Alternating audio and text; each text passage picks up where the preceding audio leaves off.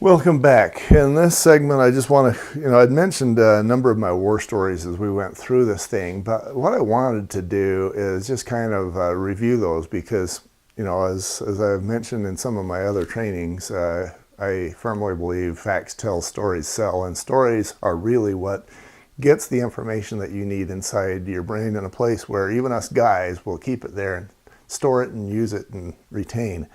So the water heater in that college girl's apartment, nobody wants to send their child to college only to find out that they died in their dorm because there was a bad water heater. Another one that I have, you'll quite often see where home inspectors will write up holes in the flue, and that may be a relatively small flow, but those holes still should be covered or protected. You can go with a material like a foil tape. It kind of looks like aluminum foil, only it's on a roll, kind of like duct tape. And if there are holes or gaps in the flues, then those can be covered inexpensively that way. Then you've got a sag. I have seen this happen in a number of especially older homes where you'll have the water heater here, the 3-inch diameter flue goes up, and then it goes clear over to the side of the house, maybe 20-30 feet away. And in between here and the side of the house, you've got this sag in the flue. And what happens is you get dust that collects there, maybe it's critters, who knows what it is. So you're starting with a 3-inch diameter flue, which was okay back in the 70s and which is not okay anymore.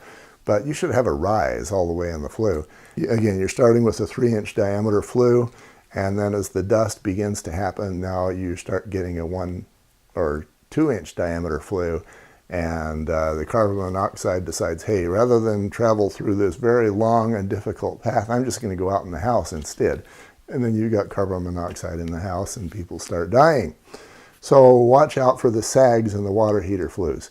Backdrafting, I had mentioned that. Especially in the winter time, when everything else is sealed up tight, the flue can be a pathway for replacement air to get into the house. Now, one way to fix that is to actually have a combustion air source in your furnace and water heater room, and that's basically just an 8-inch diameter pipe that goes from the furnace and water heater room to the exterior with nothing in between, maybe just a grate perhaps, so that you're not getting mice and wasps and raccoons, etc. If you've got that, that greatly reduces the risk of carbon monoxide. And as I mentioned in the radon training, it also reduces your radon risks because you've got this air replacement pathway so that the house doesn't have to call for replacement in some other way. Fireplaces, if you've got a gas fireplace, they're nice because they're politically correct, etc. You don't have to bring the wood in, and you don't have to bring the spiders and wasps that are in the wood. But the nice thing about them is they don't have smoke. Bad thing about them is they don't have smoke. So if you're not getting the exhaust that you need with a gas fireplace, you don't know it. So be aware of having flues be blocked. What you want to do, what I recommend, is that you get a glass cover plate over that fireplace, and so that the air behind the glass cover plate actually becomes exterior air. Then you're going to leave that flue blocked permanently open. You're not going to get downdrafting because that air is sealed. Like I say, that's exterior air in that gas environment. Space heaters, I'd mentioned the one in the model home where you just had a space heater with no flue, and he said it was emission free, and it turned out it wasn't.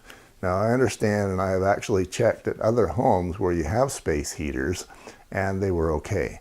But before you just go trusting that a particular space heater or ventless fireplace is actually ventless and safe, you're going to want to make sure you get a carbon monoxide meter, and it's best to just leave one there full time so that if the ventless fireplace ever stops performing as it should, then the carbon monoxide or the meter lets you know that you have a problem before you start having children dying off inside the house.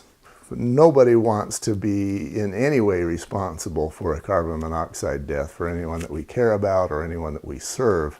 So you as the realtor need to understand, like in this training, like all others, that this does not make you a home inspector. But you can, if you see the home inspector maybe perhaps missing something, or you can nudge him and say, hey, what about that? Or just if you want to know if you just want to have these silent tests as to whether this guy is somebody you want to keep using, this is a way for you to do that. And we'll be right back.